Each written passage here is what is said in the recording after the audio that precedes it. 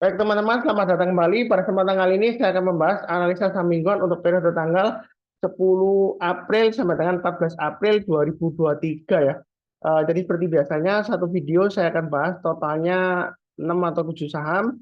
Ada beberapa video saya sudah buat mulai kemarin hari Jumat ya, tanggal merah kemarin Jumat Agung. Jadi saya lanjutkan untuk 6 saham ya kali ini ya. Bentar saya sharekan dulu untuk grafiknya atau chartnya. Jadi saya mulai langsung dengan yang pertama adalah untuk saham ASII ya. Jadi kalau yang tanya, Pak Sundar portfolionya apa aja gitu ya. Jadi yang terbanyak saat ini adalah ASII ya punya saya ya. Yang kedua adalah BJTM ya. Jadi ASII ini menurut saya masih cukup menarik selama dia masih bertahan di atas 5.800. Jadi trading di ASII ini lumayan mudah ya seperti itu ya. Memang sebelumnya saya ada share video yang mana saya ada buy lagi average up untuk ASI ya. Sebelumnya saya paginya saya belinya 5.950, eh, kemudian saya beli lagi 6.025 waktu itu naik kan, average up ya. Jadi saya belinya kurang lebih sekitar 100 jutaan. Saya juga sudah sharekan ya, itu waktu saya tambah lagi ya. Sebelumnya saya sudah punya. Jadi intinya setelah saya beli memang naik loncat ya berikutnya ya, hari berikutnya, tapi kemudian koreksi lagi. Sebelumnya juga ada yang ikutan saya, lupa Sunar kok turun lagi ya. Sebenarnya saya sudah sebutkan sebelumnya bahwasanya untuk ASI ini dia masih testing area resistennya 6.000 ya. Karena trading di ASI ini sebenarnya cukup mudah ya. Trading range-nya itu lumayan rapi. 5.600, 5.800, kemudian 5.800 sampai dengan 6.000 ya. Jadi trading range itu support resisten. Nah, di sini dia memang gagal bertahan di atasnya 6.000 ya, minggu lalu ya. Jadi minggu ini dia akan testing area supportnya 5.800 dan juga resistennya ya, karena dia eh, baru saja berhasil naik, tapi berhasil ditutup di bawahnya 6.000 ya, jadi gagal ya. Jadi dia akan testing lagi resistennya dan juga supportnya karena dia masih di bawahnya resisten terdekatnya ya seperti itu ya. Jadi untuk IC ini menurut saya masih tetap menarik. Kalau yang mau buy sekarang silakan.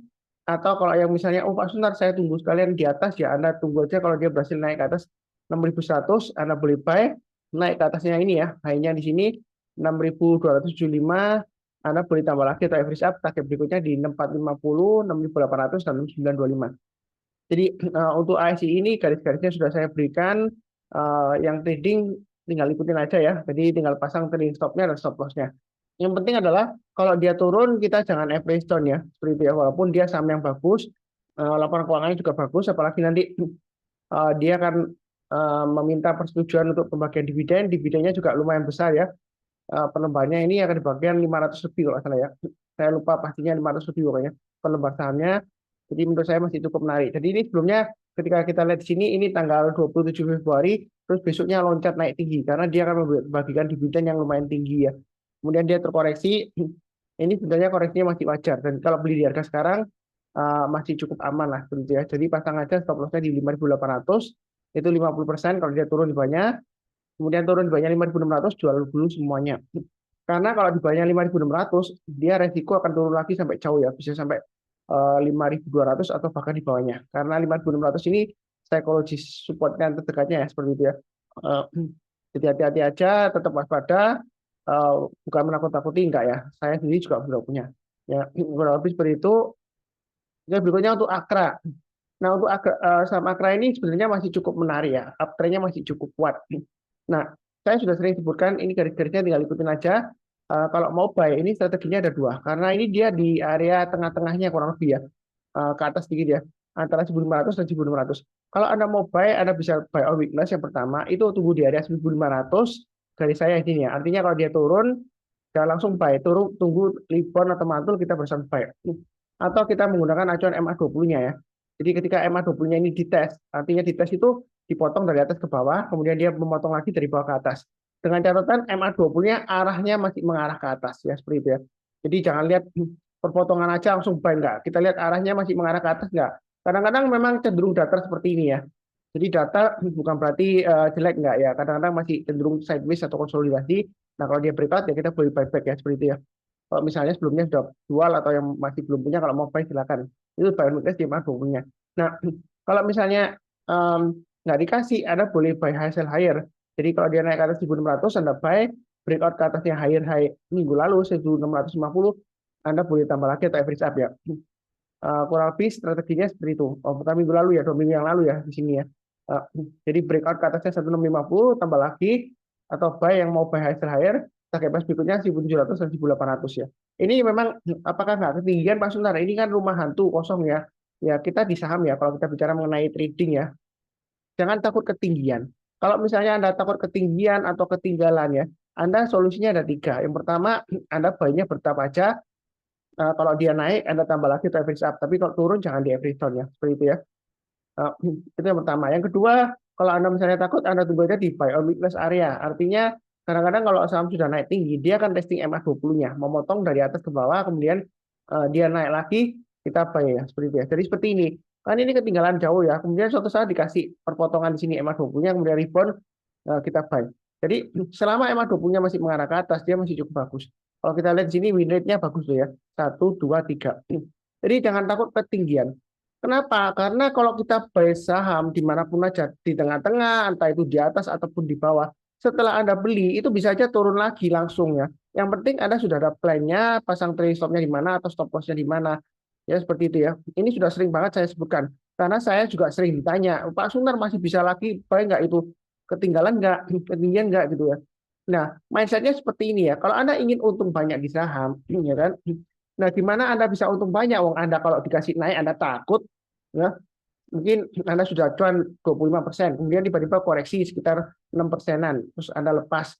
Nah, setelah Anda lepas, dia naik lagi, breakout higher high, Anda nggak berani buy, karena asumsinya eh, nanti saya buy itu turun lagi, karena sebelumnya sudah sampai high tersebut, terus turun lagi. Jadi di saham itu jangan terlalu kaku. Kalau sebelumnya dia gagal, belum tentu kali ini kalau breakout gagal lagi. Ya, tapi belum pasti berhasil ya, seperti itu ya. Yang penting fleksibel aja ya, seperti itu. Eh, Kurang lebih cukup. Oke, berikutnya untuk HMSP. Nah, saya belum lihat apakah ada aksi korporasi, pembagian dividen berapa. Saya terus terang aja nggak ngikutin. Tapi di sini ada area buy weakness yang sudah saya sebutkan ya.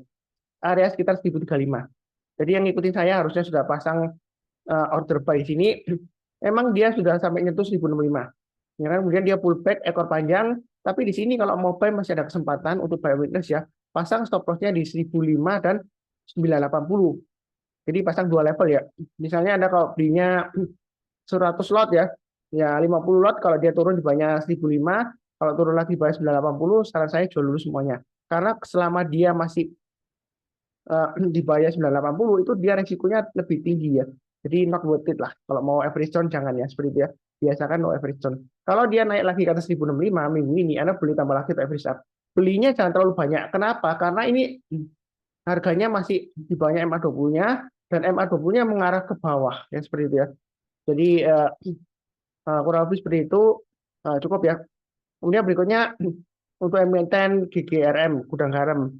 Jadi antara GGRM dan HMSP, saya terus terang lebih suka gudang garam ya. Begitu ya. Nah, kalau kita lihat di sini trading risk-nya untuk gudang garam juga rapi banget ya. 24.000 sampai dengan 27.450. Nah, saat ini memang kurang lebih di tengah-tengahnya antara 24.000 sampai dengan 27.450. Kalau Anda mau buy, Anda boleh buy on weakness itu tuh di 24.000 ya. Jadi sudah saya gambarkan di sini. Kalau dia nyentuh menjelang penutupan atau besok paginya kalau dia bertahan di atasnya kita buy ya seperti itu ya, sama di sini kasusnya. Jadi bukan berarti oh Pak Sunar ini sebelumnya kan sudah digambarkan, berarti masih valid gitu ya. Iya. Jadi walaupun memang analisanya mungkin minggu lalu ya, nah itu masih valid selama garis-garisnya itu masih eh, intinya selama harganya itu masih di atas garisnya ya masih valid ya seperti itu ya. Kalau dia turun di bawahnya 24.000 ya kita jual dulu karena kalau dia gagal bertahan di atasnya 24.000 maka kecenderungannya dia turunnya dalam karena sebelumnya dia berusaha naik ke atas 24.000 sampai 25.750 resistennya tapi dia gagal turun di bawahnya 24.000. Nah itu turunnya bisa dalam banget. Jadi istilahnya itu don't push your luck ya. Kalau dia turun di bawah 24.000 lebih baik jual dulu semuanya ya seperti itu. Jangan beranggapan, oh Pak Sunar, ini turun di bawah 24.000, terus kemudian besoknya naik rebound loh, mantul loh. Ini juga sama. Ya jangan terlalu kaku juga. Kalau sebelumnya dia mantul rebound di area 24.000, kalau kali ini dia turun di bawah 24.000, sebelum dia ada konfirmasi menjelang penutupan atau besok paginya kalau dia berhasil naik lagi, ya Anda jangan hold lagi ya seperti itu ya. Kalaupun Anda sudah jual, ya kalau misalnya Anda trading di saham itu masih tetap fokus di saham itu, ya Anda boleh buyback ya seperti itu. Kalau trading saham itu nggak mesti sekali trading langsung berhasil, nggak mesti. Kadang 1 kali, 2 kali gagal ya. Saya pernah seperti itu. keempat kalinya baru berhasil. Kelima, keenam berhasil karena saya tambah lagi atau average up. Ketika dia pullback, dia breakout lagi, saya average up ya seperti itu ya. Kurang lebih seperti itu cukup. Oke, berikutnya untuk era. Nah, era ini terakhir kalau kita lihat naik tinggi, area buy weakness sudah saya gambarkan 480 atau 520 di sini ya. 510 sampai 520. Nah, trading range-nya untuk era ini juga lumayan rapi. 480 sekitar 520, kemudian 520 sampai dengan 550 sampai 565 ya di sini ya. Nah, dia akan menguji 550 untuk minggu ini. Jadi istilahnya kalau mau buy, Anda bisa tunggu lagi buy weakness di 510 sampai 520 di sini ya. Nah, atau di 480-an. Artinya buy weakness itu kalau turun jangan langsung buy. Kita tunggu rebound atau mantul. Tapi saya perlu ingatkan, misalnya Anda buy weakness di 510 ya. Jadi jangan kaget kalau setelah naik terus turun lagi, naik turun seperti ini ya. Nah, intinya kalau dia gagal bertahan di atas 510, ya lebih baik jual dulu ya seperti itu ya. Memang ini agak menyebalkan ya, naik turun seperti ini ya. Nah, kalau misalnya nggak dikasih, kita buy high sell higher. Naik ke atas 550 atau 560 kita buy, kemudian naik lagi ke atasnya 585 atau pakai acuan 580 di sini, Anda boleh tambah lagi atau average up, target berikutnya 596, 595, 620, 640 dan 680 seperti itu ya. Jadi trading itu mudah kalau sudah ada acuannya, verifikasi yang sudah saya berikan, tinggal pasang automatic order buy dan automatic order sell ya seperti itu ya.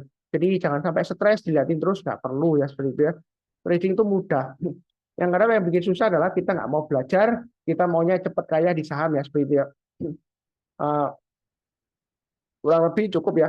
Nah, berikutnya ICBP. ICBP ini memang masih sideways, tapi dia selama bertahan di atas 9.900 atau di atas MA20-nya ini dia masih cukup bagus. Yang belum punya, saran saya untuk buy weakness ini sebelumnya sudah saya kasih tiga ini ya, 9425, 9200, dan 8975. Nah, di sini dikasih 9425 ya. Jadi yang ngikutin saya ada satu orang ya, yang share message ke saya, Pak Sunan, terima kasih untuk ICBP-nya. Dia banyak sekitar di sini ya. Dia banyak kalau saya menjelang penutupan tanggal 21 Maret itu ya. Jadi um, ingat saya waktu itu 21 Maret dia buy naik ke atas 9425 dia belum ya. Jadi naik ke atas 9.600 dia buy. Nah, entah dia sudah jual atau belum nggak tahu ya. Tapi di sini dia masih cukup menarik ya. Walaupun MA20-nya lebih rendah daripada sebelumnya di sini ya servisnya, tapi dia harganya masih di atasnya MA20-nya. Ini masih menarik untuk sideways range-nya di area 9.900 sampai dengan 10.475. Itu untuk ICBP ya. Memang untuk ICBP ini kalau dari laporan keuangan terakhir labanya turun ya seperti itu ya. Jadi apakah dia ikutan turun nanti harga sahamnya, saya fokusnya di pergerakan harga sahamnya. Sejauh ini dia masih sideways, sideways-nya juga masih cukup menarik ya. Selama dia masih bertahan di atasnya MA20-nya atau 9.900 lah kurang lebih di sini ya. Nah, kalau dia turun di bawah 9.600, saran saya jual dulu semuanya. Memang di sini dia berhasil rebound ya. Di sini juga berhasil, di sini juga berhasil ya. Setelah koreksi dia rebound. Tapi kita jangan terlalu kaku juga. Kalau kali ini dia turun ya, lebih baik mulai kurangi posisi atau jual dulu semuanya ya kalau di bawah 9.600. Ya seperti itu ya. Karena kita lihat di sini ini resistennya juga lumayan kuat ya sejak awal Maret ya seperti itu ya di 10.175. Kurang lebih cukup ya untuk ICBP. Nah, ini sudah ada 6 saham ya. Saya sudah bahas. Nanti jangan lupa untuk nonton video yang lainnya.